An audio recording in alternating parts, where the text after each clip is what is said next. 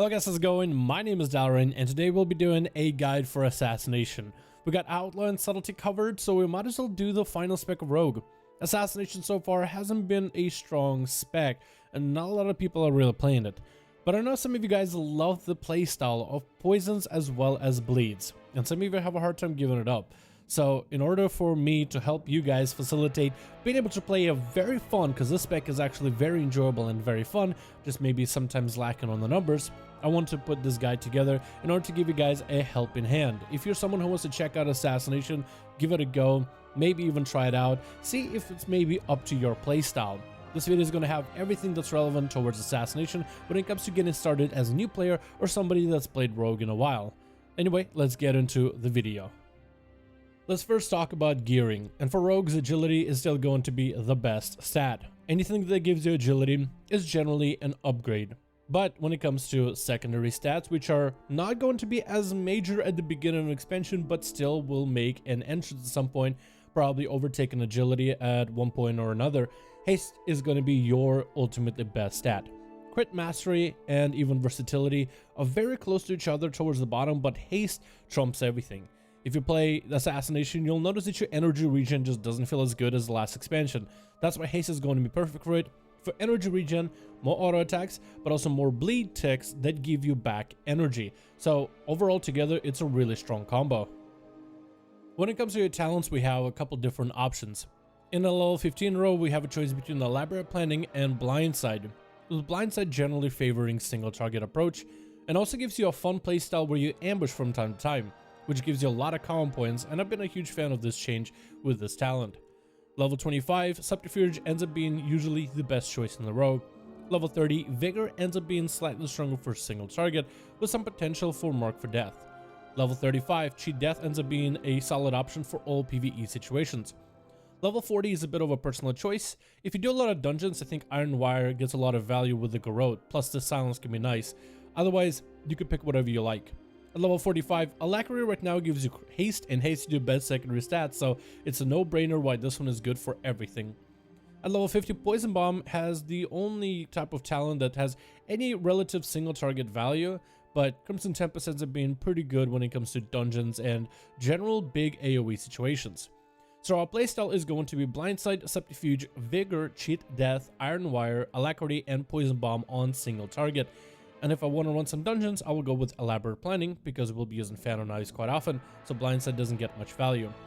And the level 30 row will go for Mark for Death, because it lets us get our dots, but also get our Slice and Dice up a little bit earlier inside of these hectic trash packs.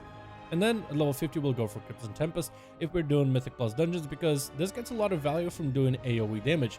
It's an extra bleed, it gives you a little bit extra consistency from time to time, and overall it just ends up performing the best in this whole row. But of course, you can always sim your character if you feel like you need that min-max in performance, but these are the builds that I would recommend at the very beginning when it comes to playing your Assassination. When it comes to Legendaries, there are a couple different options that are good for Assassination.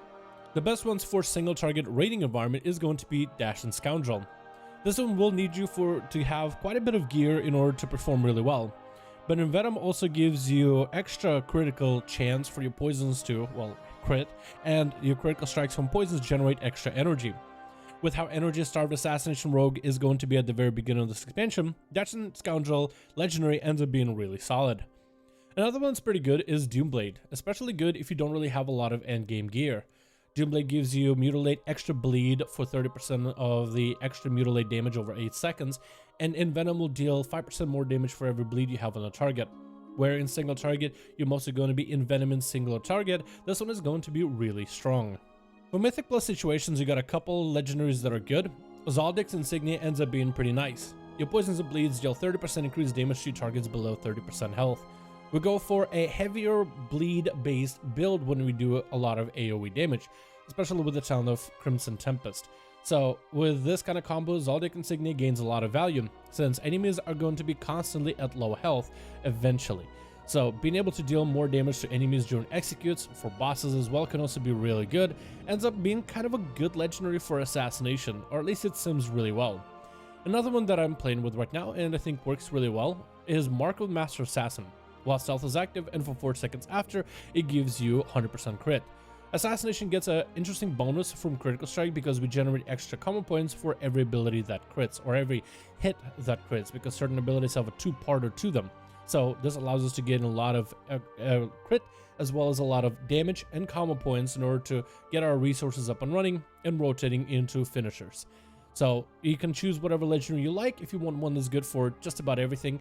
I would suggest playing with Mark of Master Assassin. I feel like it allows Assassination rogues in particular to have a slightly faster opener, but if you're someone who wants to primarily go for single target, Doomblade will be a good starter for you as well. When it comes to conduits, right now we don't have a lot of slots for potency conduit. So if you're playing Assassination rogue and you want a potency conduit that's good for both single target and AoE, I suggest playing with lethal poison. Lethal poisons gives you extra damage on your lethal poison, which works for both single target as well as AoE. Another one that's really good for pure AoE is Poison Catarrh. Finalized damage is increased by an extra amount and has a 5 increased chance to critical strike, so that's more chance for you to generate combo points. And also, you'll be using Finalize in dungeons quite a lot. This one combined together with Lethal Poison ends up making a lethal combo. But if you want to go pure single target, Lethal Poisons together with well-placed steel is generally your best choice, as Shiv right now allows you to do extra nature damage to the target once you shiv them, and with this conduit you do extra nature damage of the debuff with your Shiv. So normally Shiv does about, I want to say 20%, and as it reads here in tooltips, 20% extra nature damage, so adding on top of it 14 extra on top of it makes your poison damage quite good. Alright, first things first, when it comes to single target rotation as Assassination, you got a couple things to manage and maintain. The two debuffs you want to maintain is going to be Garrote, and you also want to maintain Rupture. Rupture can be applied with 4 or more combo points. Another buff you want to maintain is Slice and Dice, and those are the 3 most important buffs for you to maintain as Assassination. Garrote is a bleed that gives you energy every time it ticks and also does damage. Same thing goes for Rupture, and Slice and Dice gives you auto attacks, which means autos, poison applications, and also means you get extra energy with it at higher levels in Shadowlands. These 3 buffs or debuffs is the most important thing for your character. And then we'll be doing other things outside of maintaining these buffs and debuffs. If you're buffed up and you have all the debuffs on the enemy, then you can start spending combo points and investing them into Envenoms. Envenoms can be used with 4 to 5 combo points. Envenom just does a bit of nature damage to the enemy and also applies for your autos to be more likely to sink poisons into your target. If you are playing single target, you also will have chances to use Ambush to generate combo points with Blindside. Try not to overcap on your finishers if you can use Blindside Ambush. So if let's say you're at 4 combo points and you get an Ambush proc, it's better to invest those combo points into a finisher first before pressing Ambush. So that's going to be the basic playstyle of Assassination. A couple other things you can do is when you have Rupture, Garrote, and Slice and Dice maintained and you want to go for an Envenom, using Shiv on cooldown will also help your nature-based abilities do extra damage. So try to keep Shiv on cooldown and also try to save it for Vendetta. Vendetta is a simple buff playstyle where you just apply a debuff on an enemy with Vendetta, where you just do more damage to them and you generate more energy. During this uptime, you want to try to sink as many Envenoms as possible. But before you can use Vendetta, you should maintain and apply your full Rupture, Garrote, and Slice. So there's a bit of a juggling when it comes to Assassination playstyle, but it has a nice flow to it. Just maintain your dots, maintain your Slice and Dice. There's a lot of buff uptime going into this expansion, and when you have the free time and energy, you should be shivering on cooldown, dropping as many Envenoms as you can into the enemy, and generate combo points with Mutilates and Ambushes. And that's going to be the most difficult part of picking up Assassination playstyle. And then we have Assassination for AoE, cleaves, as well as big AoE situations. Assassination is basically going to use the same concepts of single target of downing enemies and try to apply to as many enemies as possible. For this, we'll be using our dungeon build that allows us quite a few things to play with. First of all, if you are going on multiple enemies in the opener, it's best to Garrote up to 3 enemies at the beginning. This will launch quite a bit of damage over time for your character immediately. You want to get Slice and Dice up and running as soon as you can. And then you want to apply Rupture on up to 4 targets. You want to apply Rupture on as many targets as you humanly can, but 4 would normally be the cap in most situations. So the idea for you is to now maintain dots on as many enemies as possible, maintaining Slice and Dice on yourself, making sure that at least 2 targets have Garrote and maybe up to 4 targets have Rupture. And once everybody's dotted up, then you can use Vendetta on a singular target to do the most amount of damage to them, if let's say there's a big enemy in a trash bag.